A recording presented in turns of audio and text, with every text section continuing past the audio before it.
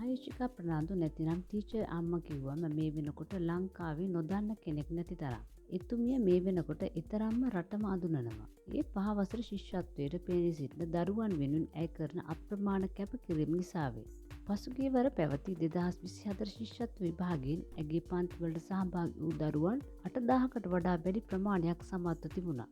එම සමත් දරුවන් වෙනුවෙන් ඇය කොළඹ බණ්ඩාරනායක සම්මන්ත්‍රණ ශාලාවේදී විශාල පිළිගැනීමේ උත්සවයක්ද සූදානම් කරලා තිබුණා. ඒ වෙනුවෙන් නම් ඇයට ගොඩක් දෙනෙක් දෝෂාරෝපණ එල්ල කර තිබුණා. කෙසේ වෙතත් ඒ කිසිදු දෙයකින් නොසැලුණු ආදරණීය ටීචර් අම්මා තවමත් තම දරුවන් වෙනුවෙන් කැප වෙමින් සිටිනවා. ඒ අතරම පසුගිය දවසක ඇගේ උපන්දිනයේ යෙදලා තිබුණා. ඉතින් රටම ආදරය කරන අපේ ආදරණීය ගුරුතුමිය Tamanගේ උපන්දිනය සැමරුවේ මෙන්න මේ ආකාරයෙන්.